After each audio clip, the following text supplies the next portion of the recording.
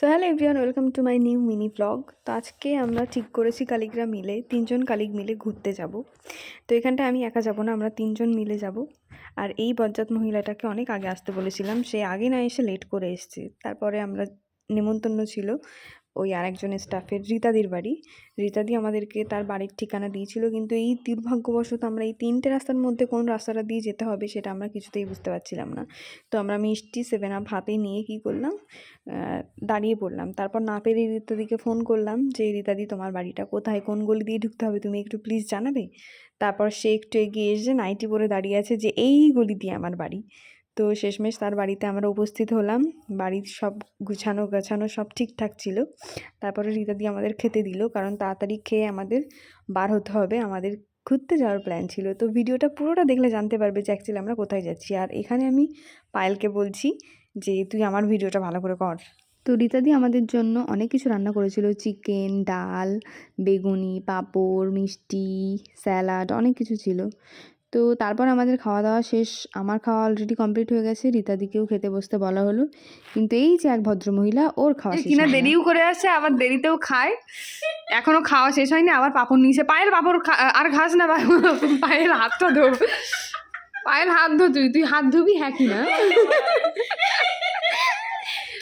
তো একটা কথা বলে রাখি, রীতাদি হচ্ছিল আমাদের সিনিয়র সিস্টার, আর পায়েল ছিল আমাদের জুনিয়র বোন, আর আমি ছিলাম মধ্যবর্তী পর্যায়ের কিছু একটা। তো যাই হোক, শেষমেশ রীতাদি আমাদেরকে 7 আপ দিল। 7 আপ খেয়ে আমরা একটু বসেছিলাম, আর ততক্ষণে রীতাদি রেডি হচ্ছিল। আমি একটু ভঙ্গিমা করছিলাম যে আমি বললাম একটু 7 আপ খাচ্ছি, ক্লিপ নে পায়েল। তো সেটাই করছিল, আর ওদিকে রীতাদি ঘরটার গুছিয়ে বার হওয়ার জন্য রেডি হচ্ছিল। তো 7 আপ খাওয়া কমপ্লিট করে আমরা আর কিছুক্ষণের মধ্যেই বেরিয়ে পড়েছিলাম। আর আমাদের যেতে হতো হৃদয়পুর স্টেশন, বারাসাত স্টেশনে আমরা যাইনি, হৃদয়পুর স্টেশন থেকে আমরা যাব দমদমে।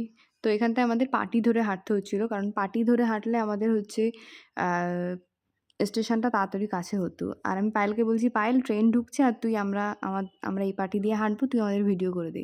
তো পায়েল সেখানে রেগে গিয়ে বলছি, হ্যাঁ শুধু তোমাদের ভিডিওই হবে, আমার হবে না।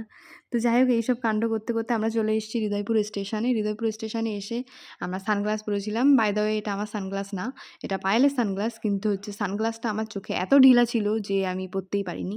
তো অবশেষে ট্রেনের মধ্যে আমি খুলে ফেলেছি সানগ্লাসটা। আর তারপরে আমি চলে এসেছি দমদম মেট্রো স্টেশন, কারণ আমাদের মেট্রোতে করে যেতে হতো। লেকিন কোথায়, তো চোখ রাখো কোথায় আমরা নামবো। আর এটা ছিল মেট্রোর মধ্যে, জানি না ক্যামেরা অ্যালাউ কিনা মেট্রোর মধ্যে, তা সত্ত্বেও করেছি। তো এটা কোথায়, এটা হচ্ছে ময়দান মেট্রো স্টেশনে আমরা নেমে 1 নম্বর গেট, মেবি 1 নম্বর গেট ধরে আমরা হাঁটতে শুরু করেছি। আর রাস্তার হাঁটার পথ অনেকটাই ছিল, কারণ কি আমরা যাব ভিক্টোরিয়া মেমোরিয়াল। আর এখানে হচ্ছে অনেক ঘোড়া ছিল, ঘোড়ার পায়খানা, হিসু সব কিছু নিয়ে একটা বিচ্ছিরি গন্ধ, যখন ময়দানের সাইডের রাস্তা দিয়ে আমরা হেঁটে হেঁটে যাচ্ছিলাম। তো যাই হোক, রাস্তাটা সুন্দর ছিল আর ময়দানটা দেখেও বেশ ভালো লাগছিল। অবশেষে হাঁটার পর আমরা চলে এসেছি ভিক্টোরিয়া মেমোরিয়ালে। আর এখানে আমি 6-7 বছর আগে এসেছি হয়তো, তখন বান্ধবী দিদির সাথে এসেছিলাম, সেই একই মনে হয়েছে আমার। আর হচ্ছে এখানে পায়েলকে বলেছিলাম যে পায়েল একটু লাইনে দাঁড়া, ও লাইনে দাঁড়িয়েছিল, কিন্তু ওকে আমি খুঁজেই পাচ্ছিলাম না যে ও লাইনে কোন লাইনে আছে। তারপর দেখলাম যে না, ও অনেকটা এগিয়ে গেছে।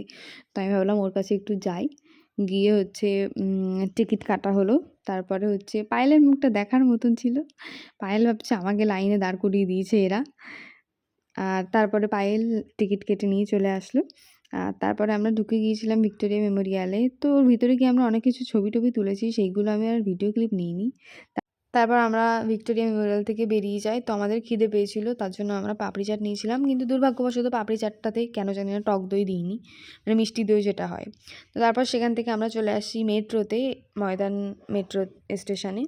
সেখান থেকে আমরা আবার সেম পদ্ধতিতে দমদম আসবো, দমদম থেকে ট্রেনে করে যে যার বাড়ি চলে আসবো। কিন্তু আমাদের এত পা ব্যথা করছিলো, কারণ সেম রাস্তা হেঁটেও গিয়েছি, আবার হেঁটেও আসতে হয়েছে, তো প্রচুর পা ব্যথা করছিলো। আর পায়েল আমাদেরকে এইভাবে যেহেতু বসেছি সেই কারণে ভিডিও নিচ্ছিল, ভিডিও নিয়ে বলছে কোনো টাকা পয়সা থাকলে এদেরকে দেয়া হোক। কেউ আছে টাকা নেওয়ার জন্য, নিয়ে ব্যাগের এই অবস্থা হচ্ছে। গাইস তোমার ব্যাগটা দেখাও, এই যে চুপ কর, কষ্ট কষ্ট, ঠিক আছে অনেক হয়েছে আমার, এটা একদম 100 কোটি ভিউজ হবে। ওর স্টুলের সেন্সেশন, আরেকজনের সেন্সেশন সেন্সেশন আসেনি বলে বসে আমার চেষ্টায় সেন্সেশন কনস্টিপেশনে ভুগছে। তো তারপর দমদম নেমে আমরা হচ্ছে ট্রেনে উঠে গিয়েছিলাম। ট্রেনে উঠে রীতাদি আর পায়েল যেতে হচ্ছে, ওদের ডিউটি ছিল আর আমার ছিল নাইট অফ। তো ওরা আগের স্টেশনটাতে নেমে গিয়েছিল, আমি নামবো বারাসাতে, ওরা নামবে মধ্যমগ্রামে। তাই ওদেরকে বলছিলাম যে ঠিক আছে সাবধানে ডিউটি করো। ওরা আমাকে বলছিল সকালে তাড়াতাড়ি আসবে হ্যান্ডওভার নিতে। তো আমি বললাম যে না আমার দেরি হবে। তো এইসব করতে করতে আমি বাড়ি চলে এসেছি। বাড়ি এসে চোখ মুখের অবস্থা কিছুটা এরম ছিল।